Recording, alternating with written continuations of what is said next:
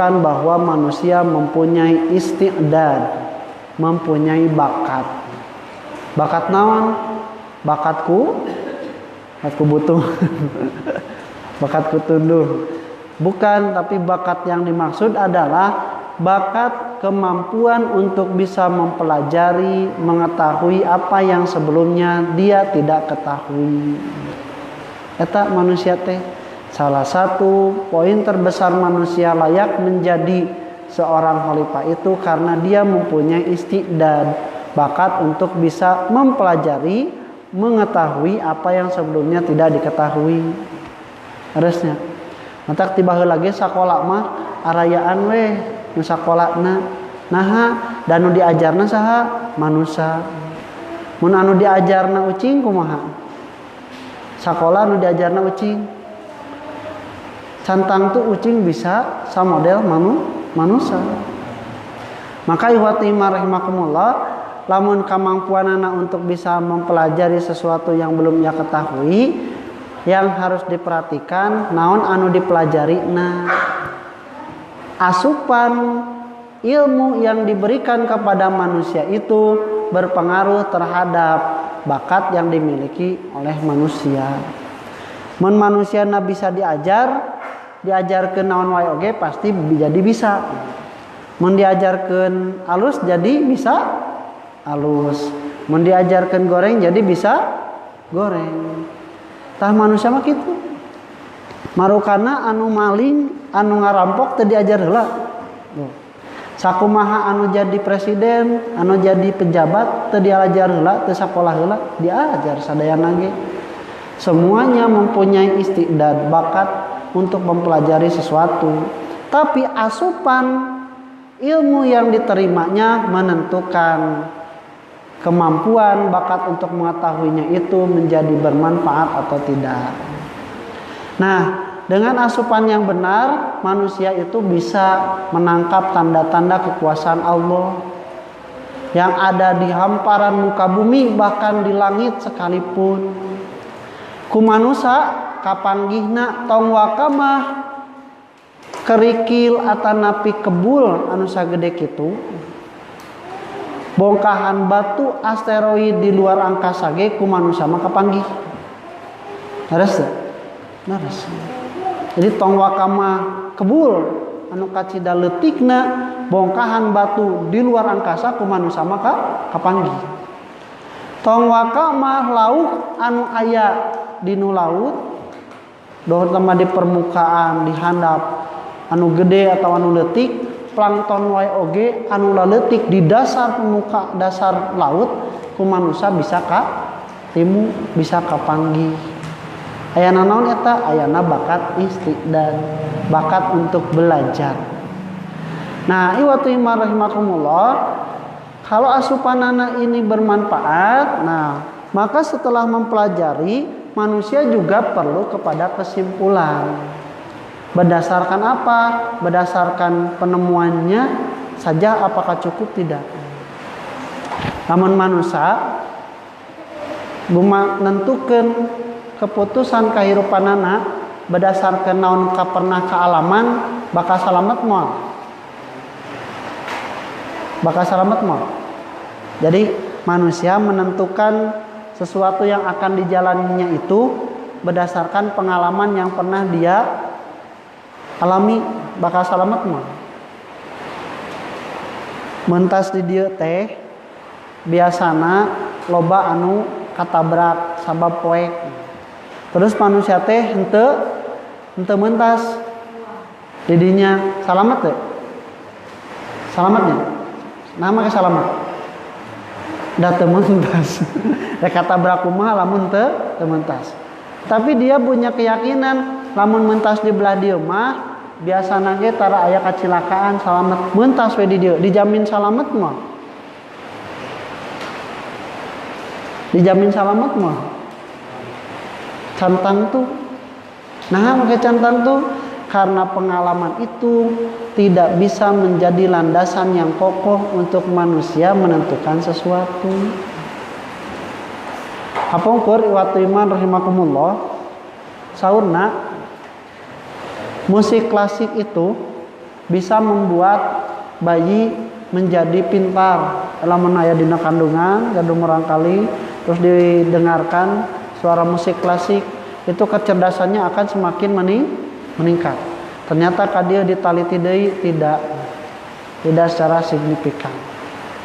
Terus kapungkur kapendak cenanya Masaru Emamoto menemukan bahwa air putih apabila dibacakan doa-doa kalimat yang negatif, maka heksagonalnya itu akan keluar dan baik bagi tubuh. Ternyata diteliti deui, ternyata tidak berpengaruh apapun. Beda-beda. Walaupun berubah bentuknya secara kristalnya, tetapi tidak berubah lagi. Itu berdasarkan penelitian yang dialami oleh manusia. Ku bahasa ilmiah nu kitu teh kahartina teh empirik. Penelitian yang berdasarkan kejadian yang berlaku.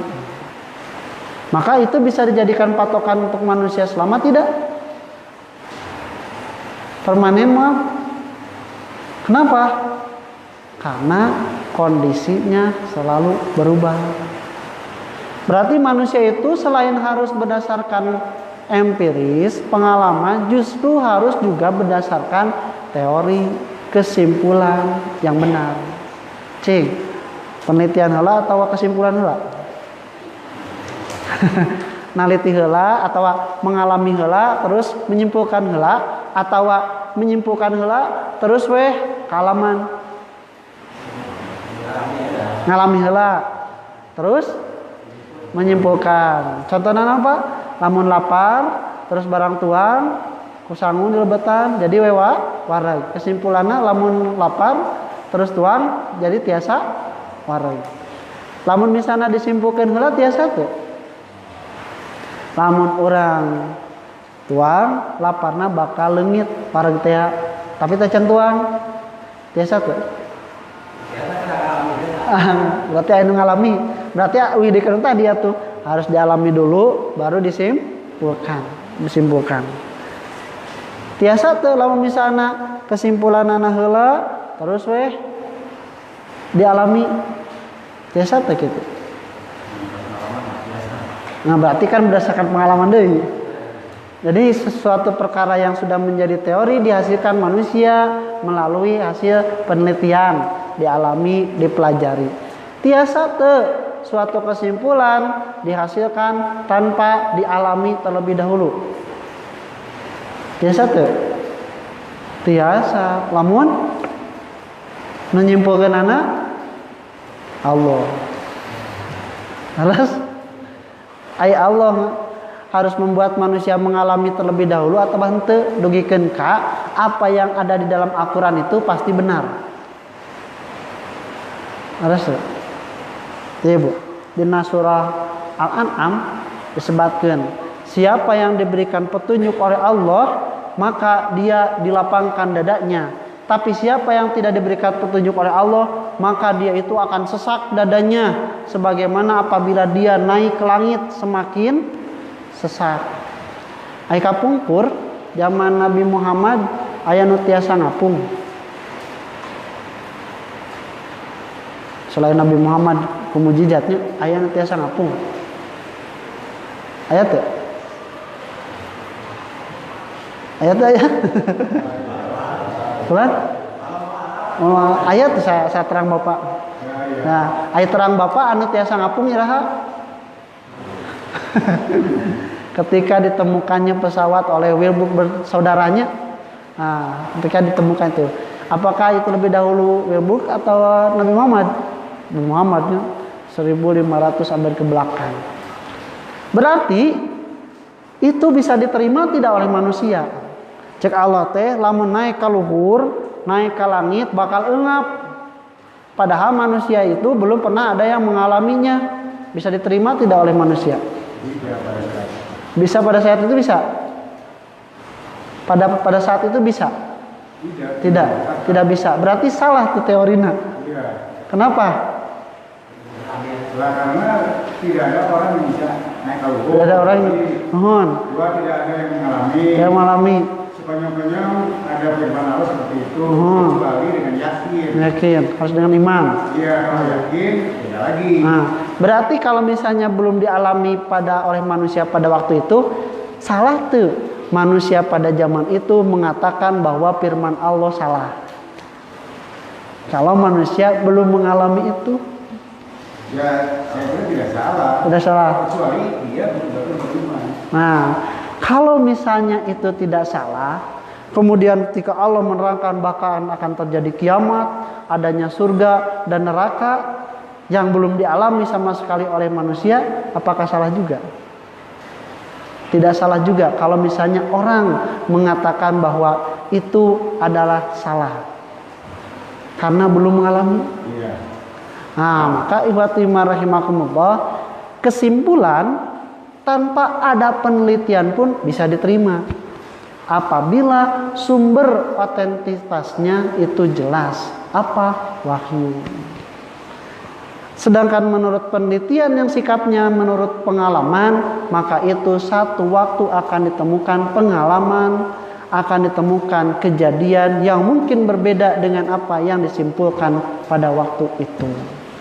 Maka ikhwati rahimakumullah, kenapa Allah menurunkan kesimpulan dulu di dalam Al-Quran sebelum ada yang dialami oleh manusia? Supaya manusia ketika mengalami tanda-tanda ini mendapatkan kesimpulan yang benar.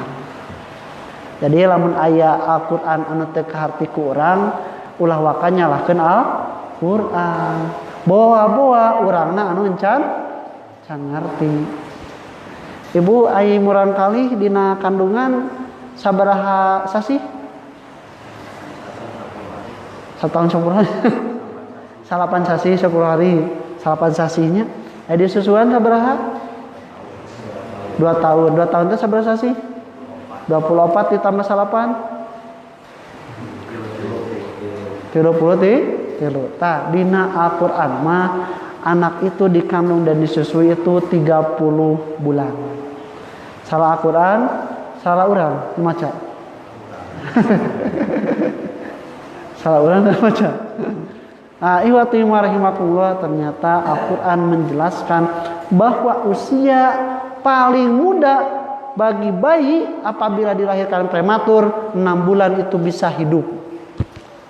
Kurang dari itu tidak akan bisa hidup. Al-Quran menjelaskan terlebih dahulu. Bukan Al-Qurannya yang salah, tetapi ternyata disimpulkan pada zaman yang telah ditemukan bayi prematur usia 6 bulan itu bisa hidup. Nah, ihwati rahimakumullah, jadi adanya Al-Quran itu supaya manusia terbimbing menyimpulkan sesuatu yang benar. Baik itu belum dialami oleh dia ataupun sudah dialami oleh dia. Nah, ihwati rahimakumullah, tanda-tanda yang Allah Subhanahu wa taala katakan di dalam Al-Qur'an ini diberikan oleh Allah Subhanahu wa taala supaya manusia bisa mengambil kesimpulan dengan benar. Kemampuan belajarnya itu terpenuhi oleh sesuatu yang benar. Tapi nu narimana wa rahimakumullah kan beda-beda. Terusnya Al-Qur'an nama sami tapi nu nampi nama benten. Aya nu nampina teh diibaratkeun dina surah Al-Baqarah 1 dugikeun ka 20 mah jadi 3 golongan. Nu kahiji ada golongan orang-orang yang bertakwa menerima Al-Qur'an dengan segala keimanannya sampai dikatakan la raiba fihi. Kemudian dia menjadikan hudan lil muttaqin. Dia meyakini Al-Qur'an itu benar, tidak ada keraguan di dalamnya. Kemudian dia menjadikannya sebagai petunjuk. Ta golongan nu kahiji. Golongan nu kadua ihwati rahimakumullah yang disebut dengan golongan orang kafir yang menolak isi Al-Qur'an, tidak mengimaninya.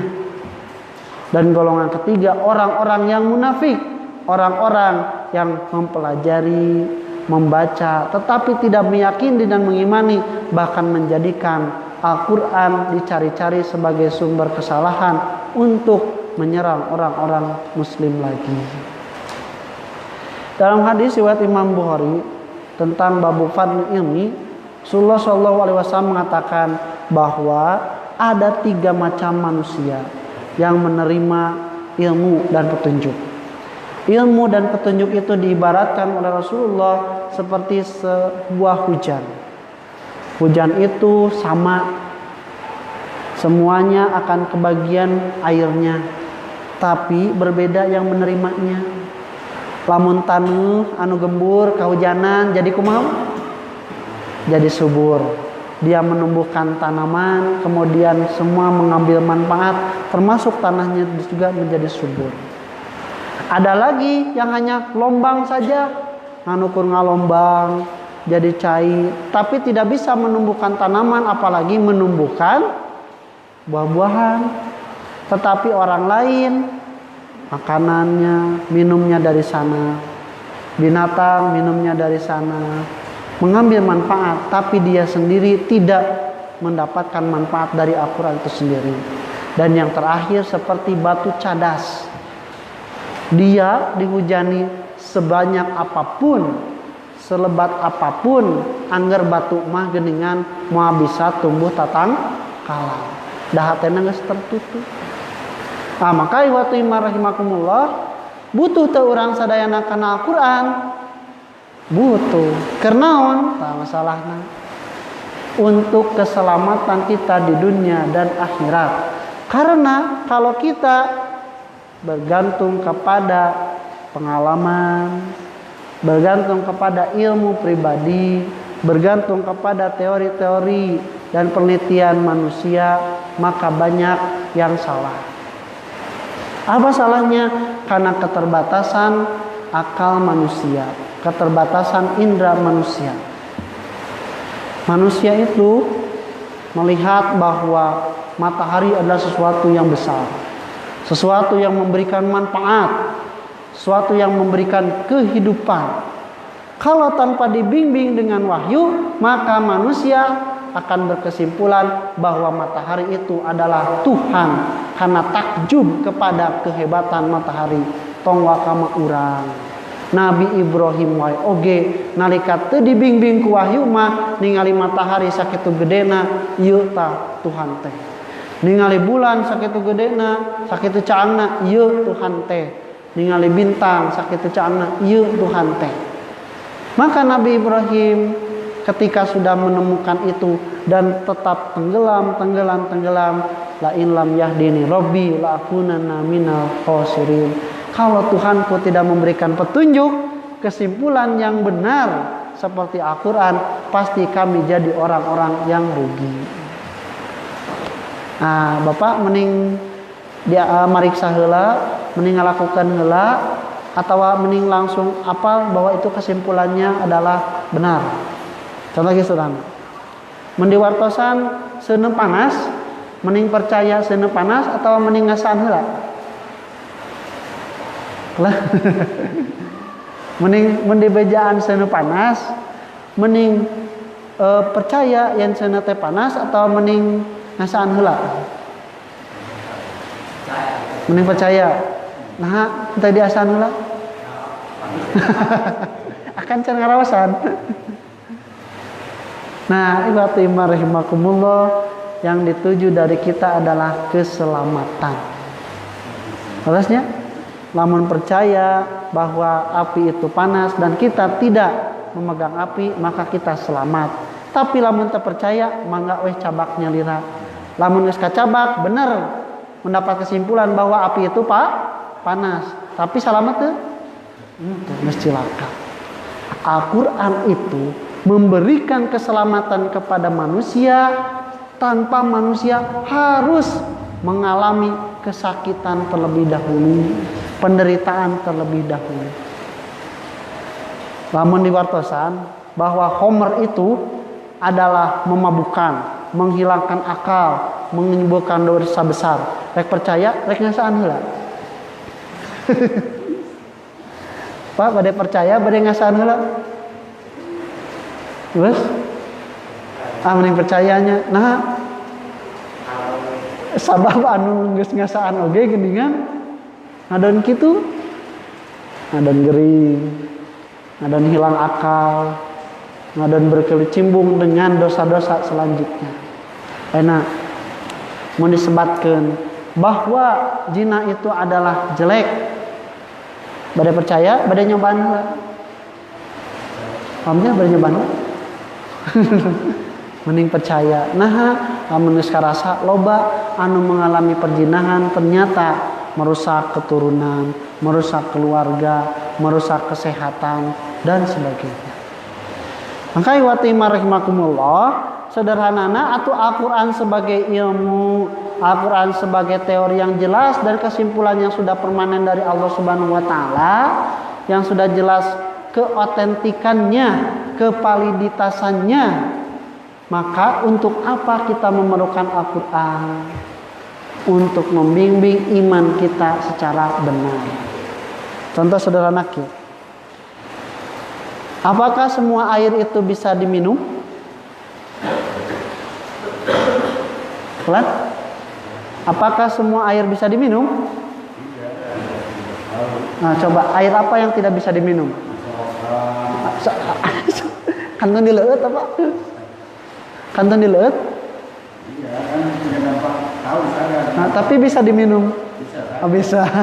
Terusnya air solokan bisa diminum. Air nandai, air hujan bisa diminum? Bisa. Bahkan minyak, air minyak cairan bukan? Bisa diminum? Bisa diminum. Bensin bisa diminum? Kenapa? Karena sifatnya cair. Nah, sifatnya cair. Bisa diminumnya? Res. Sekali gue, cair kotor siga solokan bisa diminum, betul. Karena memang kodarnya Allah menentukan cair. Tapi anu nginum cair kotor saha? Cai ngalombang di jalan, sok diinum tara? Oh, sok. Usaha. Ucing. Nya. Ku borit, ku sasapoan. Terusnya. Bahkan punten anu gelo lamun haus aya cai nguyumbang diuyuk. Terusnya. Jadi cai dengan kadar aslinya yaitu cair itu bisa diminum. Tapi amun cai kotor ngan ukur diinum kusaha lamun teu kusato ku jelema gering. Cai bersih bisa diminum? Bisa. Saha anu nginum cai bersih? Ulah? Anu sehat, anu cager. Nya lewasnya. Pampangna anu cager yeuna teh. Lamun cai bersih mah pasti diinum nate ku cai anu cager kun akana sehat. Ibu kantos merenanya ka Ciwidey. Di Ciwidey cai solokan teh heran siga cai mineral. Kersa teu ngaleueut cai eta. Cai solokan eta. Nahan teh kersa kan heran, kan ngageun nyelang.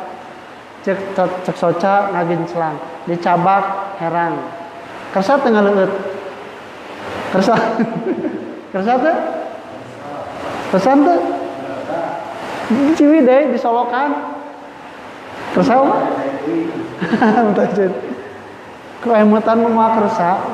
Nah kunaon sabab urang apal yang eta teh cai solokan sabersih-bersihna cai solokan mah teu halus pikeun diinum. Madorot. Nah, biasa eta mah kondisina madorot. Tapi lamun anu cager jeung teu madorot mah sigana moal. Kajian meuli. Sanajan ngajinclang eta loba ge moal kersa. Naha nu ngabejan saha mata sanes. Kulit sanes. Naon? Akal. Mata puntennya nu ge lemah moal nepikeun ka siga kitu. Jadi cai kotor di daharna ku sato jeung di daharna teh ku jelema gering. Cai bersih di enumna ku jelema sehat. Ai cai halal di enumna ku saha? Cai halal di enumna ku saha? Apakah semua air bersih itu halal? Halal tidak? Belum tentu. Lamun cai anu halal diinumna kusaha? Ku jelema anu boga iman. Jalma nu boga iman mah hanya akan meminum air yang halal. Nu halal pasti bersih. Tapi jelema anu ngan ukur cager mah cantang tu minumna nu halal, paling oge anu bersih. Nah, untuk menentukan mendorong jalma itu tahu yang halal dan yang haram, walaupun hanya dengan air, maka Allah menurunkan ilmu di dalam Al-Quran. Ilmu di dalam Al-Quran. Al-Quran itu yang memberitahukan apa yang boleh dilakukan oleh manusia dan apa yang tidak boleh dilakukan oleh manusia. Nah, iwatu iman rahimakumullah, maka manusia ketika menemukan Al-Quran, nah kata rasanana kaharti teu Al-Quran ku manusia. Kartos teu Al-Quran ku manusia. Al-Quran diturunkan oleh Allah Subhanahu wa taala melalui malaikat Jibril, diterima oleh Nabi Muhammad untuk siapa? Untuk manusia. Berarti Al-Quran itu sesuatu yang bisa dimengerti oleh manusia atau tidak? Bisa, harus bisa. Al-Quran itu adalah sesuatu yang bisa dimengerti oleh manusia. Kalau Al-Quran diturunkan tidak bisa dimengerti oleh manusia, buat apa diturunkan? Maka iwatu iman rahimakumullah, manusia itu menerima Al-Quran mempunyai tadi istidadnya, kemampuan akal untuk menerima Al-Quran tersebut. Kemampuannya ada, asupannya itu benar dan baik Al-Quran, maka manusia akan menjadi khalifah yang sempurna. Tapi sanajan bakatna, kemampuan belajarna pintar, sepintar apapun, sepintar Albert Einstein, tidak menerima pasukan ilmu yang benar, maka dia akan menghasilkan sesuatu yang belum tentu benar dan bermanfaat. Nah, maka ikhwati rahimakumullah, Al-Quran yang pertama adalah sesuatu yang bisa dipahami oleh manusia. Nah, kata sanana, Al-Quran diturunkan bahasa naon? Arab. Ai manusia Arab semua? Tidak, termasuk orangnya, orang lain Arab, tapi Sunda, Indonesia. Bisa mengerti bahasa Arab? Bisa. Bisa mengerti bahasa Arab melalui belajar dari orang Arab. Maka manusia mempelajari bahasa Arab sebagai bahasa Al-Quran supaya bisa mengetahui tentang Al-Quran itu sendiri. Nah, ikhwati rahimakumullah,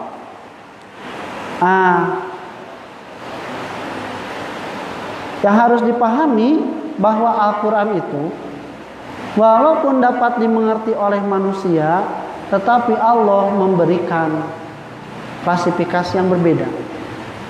Ayat-ayat Al-Quran itu tidak dimengerti secara seadanya, walaupun ada yang bisa dimengerti secara seadanya. Bentar. Lamun misalnya orang Arab dibacakan ku Nabi Muhammad, Qul huwallahu ahad. Ngartosan tuh? Ngartosan tuh orang Arab. Cek Nabi Muhammad teh Qul huwallahu ahad. Ngartosan tuh? Ngartosan. Buktasna naon? Buktos bahwa orang Arab itu ngerti karena kalimat Qul huwallahu ahad. Yang buktinya teu iman gitu. Aya anu nolak ngarti teu? Aya anu nolak ngartos teu? Ngartos, matak nolak oge? Ngartos. Sebagaimana orang yang menerima, itu kemungkinan besarnya itu adalah mengerti. Jadi ciri ngerti teh lain narima hungkul, tetapi bisa juga menolak. Maka ketika dikatakan Qul huwallahu ahad, orang Arab mengerti bahwa itu adalah makna yang dipahami oleh mereka. Nah, orang Arab keterima. Yang kedua, ada kemungkinan tidak bahwa orang-orang Arab termasuk para sahabat tidak mengerti terhadap isi Al-Quran? Ada kemungkinan tuh? satu ayat tidak dimengerti oleh para sahabat, aya kemungkinan tuh aya buktosna naon, sahabat pernah keliru memaknai suatu ayat. Sahabat bertanya kepada Rasulullah Shallallahu Alaihi Wasallam. Itu tanda bahwa ada kemungkinan ada ayat yang tidak dimengerti oleh para sahabat.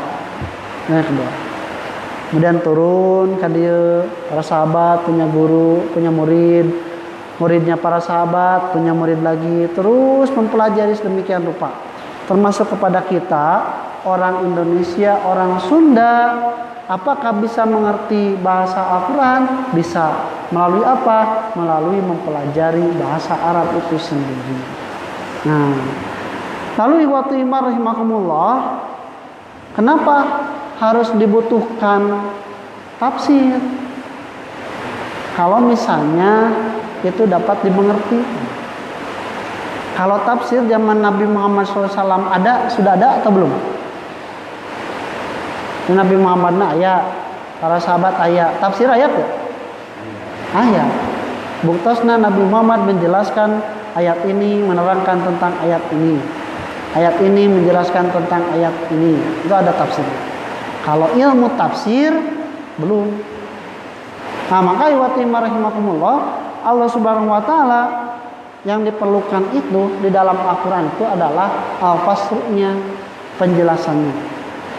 Kalimat tafsir itu berasal dari kalimat al-fusru yang artinya al-ibanah wal qasyar, yaitu menjelaskan atau menyingkap sesuatu.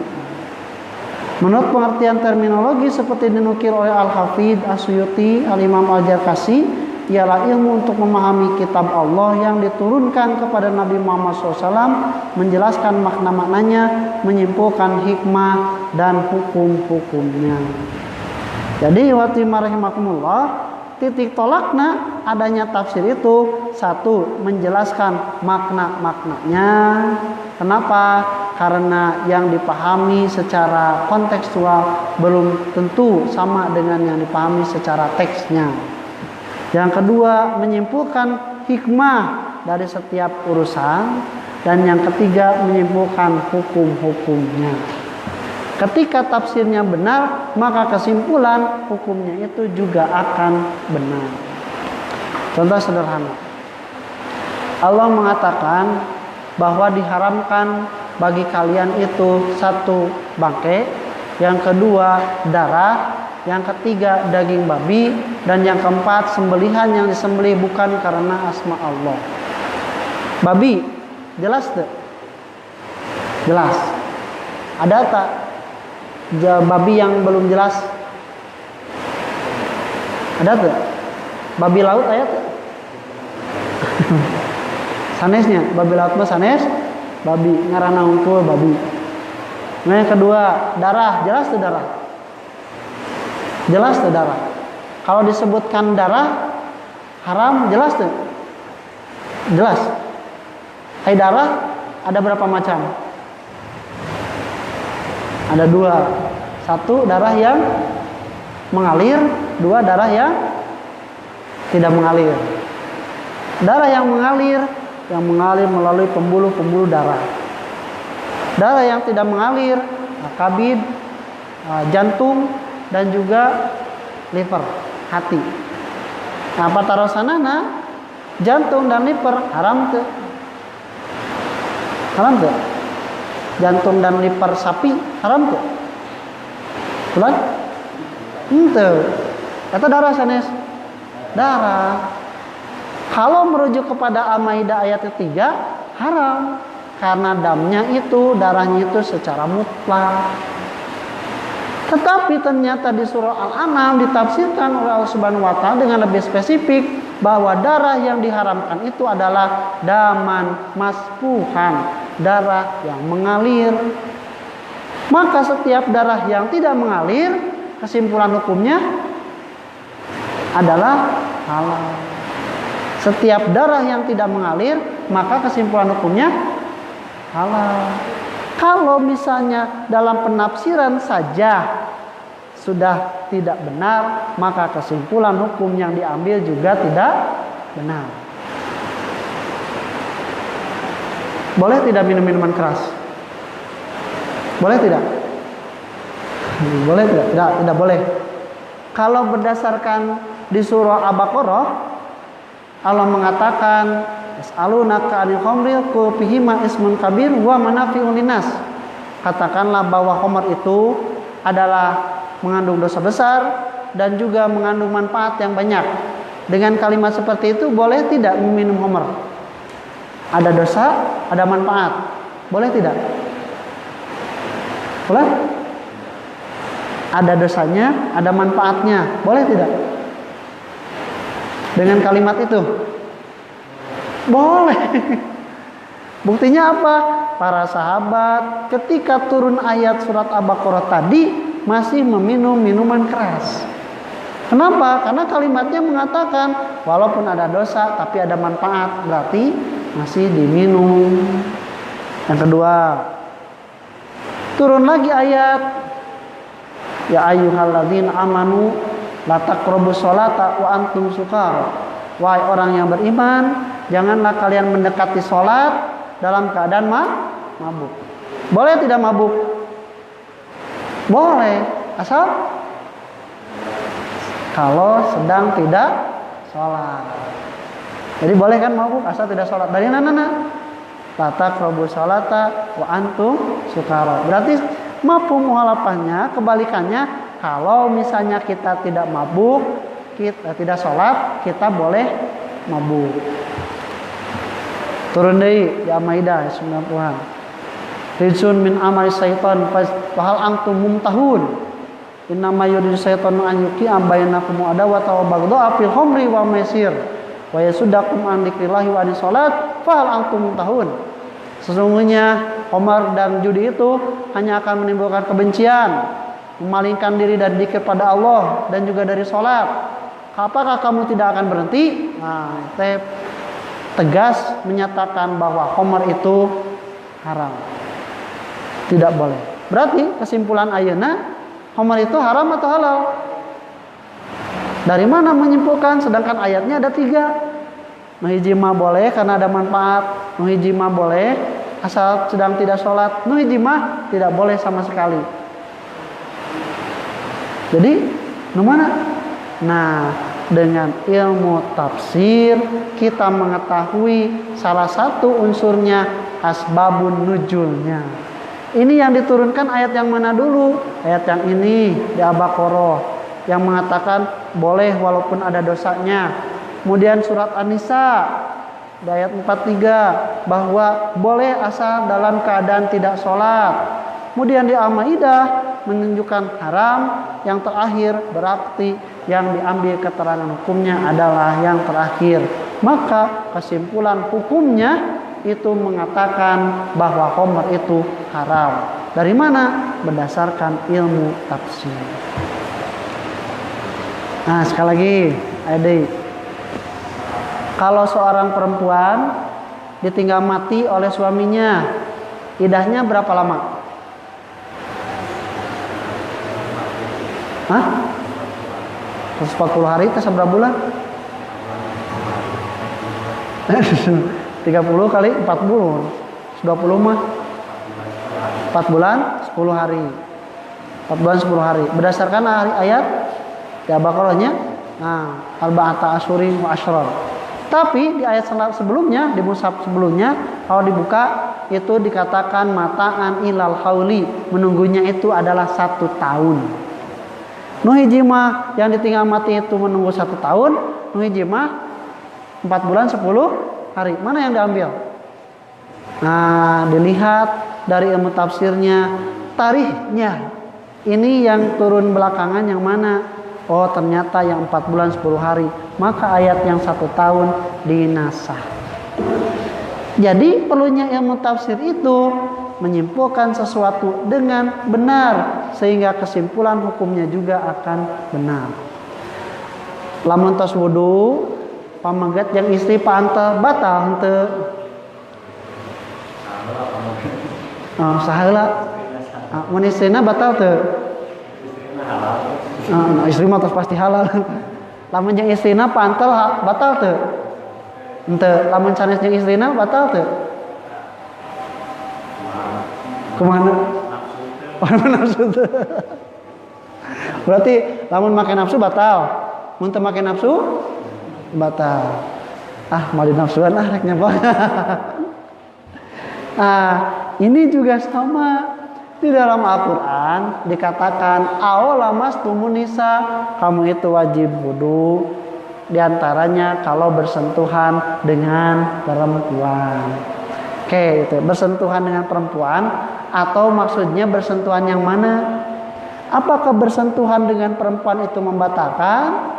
Ternyata ihwati rahimakumullah, berdasarkan tafsir dikatakan bahwa lamastumun nisa ini adalah kalimatnya dengan memakai alif.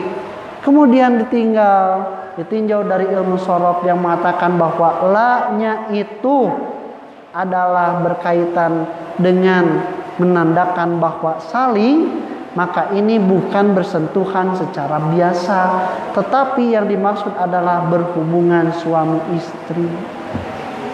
Ini adalah kiasan dari hubungan suami istri. Jadi lamun bersentuhan biasa dengan ataupun bukan istrinya, nafsu atau napinte, secara hukum tidak membatalkan. Dapat diketahui dari mana? Dari ilmu tafsir. Bagian mana? Bagian ilmu-ilmu pendukungnya, yaitu bahasa. Nah, maka iwatu rahimakumullah, nanti akan terlihat penafsirannya itu akan berbeda. Ada yang diketahui oleh orang Arab melalui tutur katanya saja. Contoh, dikatakan bahwa idah perempuan yang ditalak berapa bulan? 3 bulan. Berdasarkan ayat Al-Baqarah, walil mutallaqati wal mutallaqatu yatarabasna bi anfusihinna salasata quru. Tapi kalimatnya bukan 3 bulan, tapi 3 quru. Makna quru apa? Ini hanya diketahui oleh orang Arab. Maka ditanyakanlah kepada orang Arab, quru teh naon? Quru itu kami menyebutnya untuk 2, kalau tidak haid maka bersih dari haid. Nah, kemudian dilihat, maka quru itu haid atau misalnya bersih, dilihat itu dimengerti oleh orang Arab sebagai penuturnya. Maka iwati rahimakumullah, banyak diperlukan kamus-kamus tentang yang menjelaskan tafsir, yang menjelaskan tentang bahasa Arab. Ada mu'jam mufradat fi afadil Quran, fi goribil Quran. Ada lisanul Arab. Bahkan ada kamus yang seperti kita gunakan Al-Munjid dan sebagainya. Munawir. Itu adalah pengertian yang dikembalikan kepada pengertian yang dimengerti oleh orang Arab. Jadi butuh diajar bahasa Arab teh untuk apa? Menafsirkan Quran. Ada juga penafsiran yang bisa diketahui oleh semua orang, yaitu yang menyangkut halal dan haram. Ini mah jelas hukumnya, kelihatan, hurimat, la taqrabu, dengan kalimat yang jelas bisa diketahui maknanya, baik halal ataupun haram. Ada yang juga penafsiran yang hanya diketahui oleh para ulama. Contoh seperti tadi, tarihna, nasih dan mansuhnya, asbabun nuzulnya, maka itu menunjukkan hanya diketahui oleh para ulama. Dan yang terakhir, ada penafsiran yang hanya diketahui oleh Allah Subhanahu wa taala, ayat-ayat mutasyabihat. Contoh seperti alif lam mim dan yang lainnya. Nah, ikhwatu rahimakumullah, maka rujukan untuk menafsirkan juga harus benar. Satu, rujukan untuk menafsirkan Quran itu adalah Al-Quran itu sendiri. Karena Al-Quran pada satu tempat disebutkan secara umum, sedangkan Al-Quran di tempat yang lain, di ayat yang lain diterangkan secara spesifik, secara jelas. Maka yang harus dicari dalam tafsir itu adalah Al-Quran, menafsirkan Al-Quran terlebih dahulu. Kalau tidak ada di dalam Al-Quran, maka rujukannya adalah Rasulullah SAW, karena dia ashabul waqi'nya, penerima wahyunya, yang mengetahui ayat ini diturunkan tentang apa, berdasarkan apa. Nah, ketiga, kalau misalnya Rasulullah dalam artian hadisnya tidak ditemukan penerangannya, maka para ulama beristihad. Istihad para ulama itu berkaitan dengan kemampuan para sahabat yang mengetahui turunnya juga berdasarkan masalah apa, kemudian juga apa yang diketahui oleh para sahabat berdasarkan tuntunan Rasul. Ketika turun surah An-Nasr, idza jaa nasrullahi wal fath, apabila telah datang pertolongan Allah dan kemenangan, maka ditanyakan kepada para sahabat, apa maksudnya dengan surat An-Nasr, Umar bin Khattab? Maka kemudian para sahabat menjawab bahwa Fathu Mekah akan segera terlaksana dan pertolongan Allah akan turun.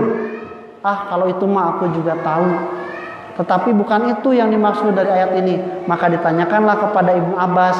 Maka Ibnu Abbas menjawab, ayat ini tanda bahwa Rasulullah SAW akan segera wafat. Nah, ikhwati rahimakumullah, rujukannya adalah para sahabat. Kemudian, kalau di para sahabat tidak ditemukan, ada kemungkinan tidak? Ada kemungkinan tidak ditemukan tafsirannya dalam Al-Quran, hadis yang menjelaskan tentang ayat tersebut, dan juga keterangan dari para sahabat. Ada kemungkinan tidak? Ada. Contohnya apa? Ayat-ayat yang tadi yang belum dialami oleh manusia. Ayat tentang dua laut yang berbeda bertemu, itu kemungkinan ada. Maka Al-Quran juga terbuka peluangnya untuk ditafsirkan dengan ijtihad para ulama, termasuk dengan akal pikiran dan ilmu pengetahuan. Maka diperbolehkannya itu berdasarkan kaidah-kaidah yang telah ditetapkan oleh para ulama ahli tafsir.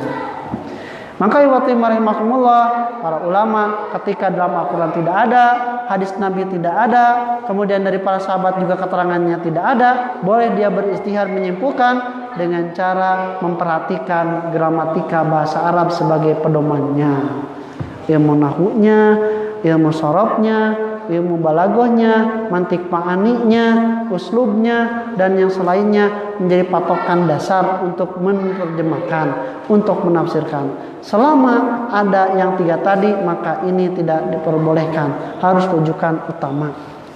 Nah, ikhwati rahimakumullah, maka oleh kita sekarang pentingnya ilmu tafsir adalah supaya kita mendapatkan bimbingan dari Allah Subhanahu wa taala secara benar. Al-Quran adalah sesuatu yang sangat luas. Tiba heula menafsirkan geus mang ratus-ratus dengan jumlah kitab yang tebal, dikaji dari bentuk dan apapun. Tetapi Al-Quran tidak sampai pernah bosan atau terjadi kesalahan. Maka manusia yang tidak memanfaatkan kepertunjukan dari Al-Quran adalah manusia-manusia yang paling rugi, yang dikatakan oleh Allah Subhanahu wa taala al-mahjur, orang-orang yang meninggalkan Al-Quran. Mudah-mudahan menjadi pemecut bagi kita untuk lebih semangat lagi mencari ilmu, terutama tentang ilmu tafsir Al-Quran, supaya apa yang kita pahami menjadi petunjuk bagi kita menyampaikan kepada kesimpulan yang benar. Aku qouli hada wa astaghfirullah wa lakum. Rabbana atina fid dunya hasanah wa fil akhirati hasanah wa qina adzabannar. Assalamualaikum warahmatullahi wabarakatuh.